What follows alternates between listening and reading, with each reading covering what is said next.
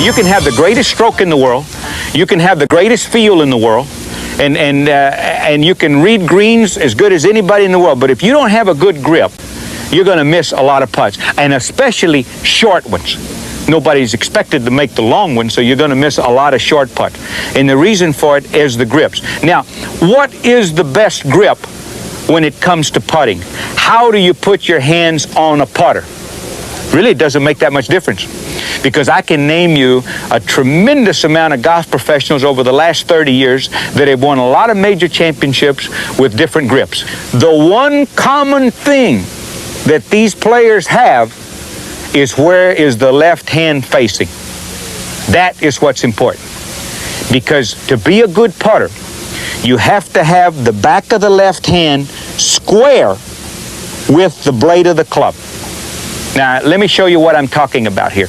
You will notice that the back of the left hand now is square with the face of this putter. You see this? Right here. If you get that grip correctly and you look down at your left hand, you should be able to see the first knuckle of the left hand. Now, let me do it again. So you've got to be able to see the first knuckle on your left hand here. Then you put the right hand underneath. You notice the palm of your hand on the first finger. This is what we call a reverse overlap. First finger of the left hand is on top of the two fingers on the right hand. That is the grip that you want to work on. That is a natural way to hold your hand. When you stand up straight and you drop your left hand to the side of your body and you look down at it, you will be able to see your left knuckle. In other words, I don't care if somebody twists your arm or whatever. When you drop it, you'll be able to see the first knuckle. That's why when you put it on that putter, you should be able to see that first knuckle. Now, this is what we call a very square left hand.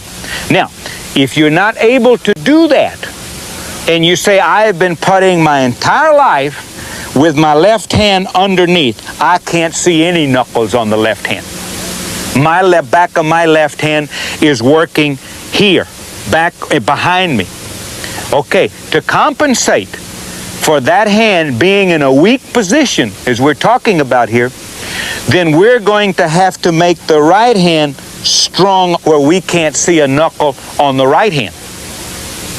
You see, because now one complements the other one. The one thing that you have to be very careful with on a grip is that if you have what we call a square grip here and a strong grip with the right hand, you're going to pull all your putts. And you're going to pull them.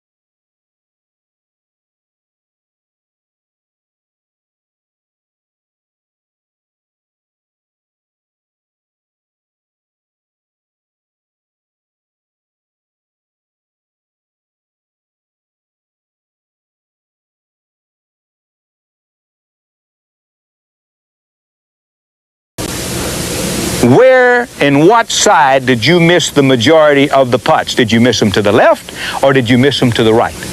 And chances are, if you missed them to the right, you got two weak grips. If you missed them to the left, you've got two strong grips.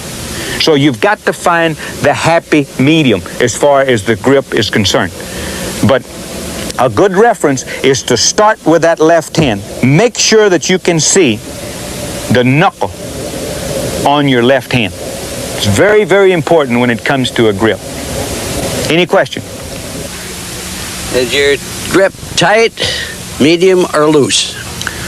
Well, I hold the putter a little firmer than I do the other clubs. In other words, when I hit a golf shot, I'm looking for a lot of arc. If I choke that club to death, I end up breaking too quickly going back.